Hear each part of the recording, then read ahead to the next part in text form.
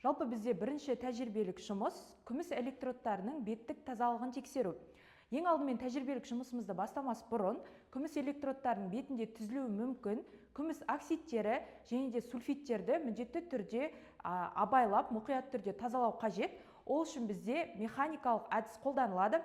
Яғни ұсақ наждак қағазбен губкалар орналастырылады. Бұл бізде физикалық тұрғыда тазалау болып саналады. Екінші кезекте бізде химиялық әдіс. Химиялық әдіс кезінде концентрлі аммиак ерітіндісіне электродтарды батыратын боламыз. Нәтижесінде ластағыштарды ертіп жоятын болады. Сонымен қатар бізде электрохимиялық тазалау әдісі қолданылатын болады. Яғни ол кезде бізде күміс нитратының ерітіндісіне біз күміс электродтарды, сонымен қатар күміс электродтарды қосатын боламыз. Және де тот баспайтын болат электродтарын қосатын боламыз. Яғни теріс қысқышта бізде тот баспайтын болат электродтары қосылатын болады. Оң қысқышта бізде жаңағы күміс электродтары қосылатын болады. Және де тоқ күшін міндетті түрде 50 милли амперге қосатын боламыз. Және де ерітінділеріміздегі электродтарды міндетті түрде ерітіндіде 1 және де 3 минут аралығында ұстайтын боламыз.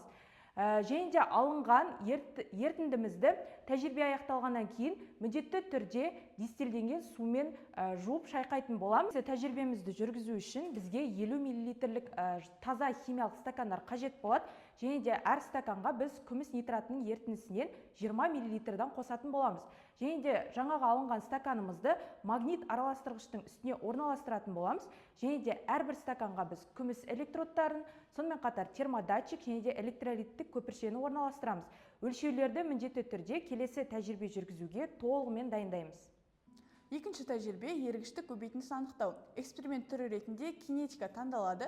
Өлшеу аралығы 10 секунд, ал өлшеу нүктелерінің саны 60 етіп орнатылады. Осылайша бізде өлшеу уақыты 10 минутты құрайтын болады. Катод орналасқан стаканнан күміс нитратын төгіп тастап, стаканды шаймай, алдын ала дайындалған калий хлоридінің ерітіндісінің 20 мл құятын боламыз. Осы кезде бізде стакан аздап лайланатын болады, себебі бізде аз еритін күміс хлоридінің тұнбасы пайда болады. Магнит араластырғыш ерітіндіні ең төменгі жылдамдыққа қойып, старт батырмасын басып, вольтметрдегі көрсеткіштерді тіркеп алатын боламыз. Жалпы бұл процесс бізде көбінесе 10-15 минутта алатын болады. Және де бұл кезде біз соңғы есептелген 10 нүктенің көрсеткіштерін алып, оның орта мәнін есептеп алатын боламыз. Жалпы олардың айырмашылығы 0,05 вольттан аспауы тиіс, және де электр қозғаушы күштердің мәні 10 болуы тиіс. Одан кейін бізде ерітіндідегі галогенит ерітіндісін 2 есе сұйылту процесі жүретін болады. Сұйылту процесі ол бізде ең біріншіден, яғни пипеткамен 10 мл ерітінді алып, оның орнына 10 мл дистилдеген суды құятын боламыз. Және де осы процесс жүргеннен кейін біз галваникалық элементтің электр қозғаушы күштердің мәнін қайта есептеп, яғни қайта өлшеп алып, оның мәндерін кестеге жазып алатын боламыз. Және де осыдан кейін бізде тағы да 2 есе және де 4 есе сұйылту процесі жүріп, тағы да элементтің электр қозғаушы күштерінің мәнін тағы өлшеп алып, және де кестеге жазатын боламыз.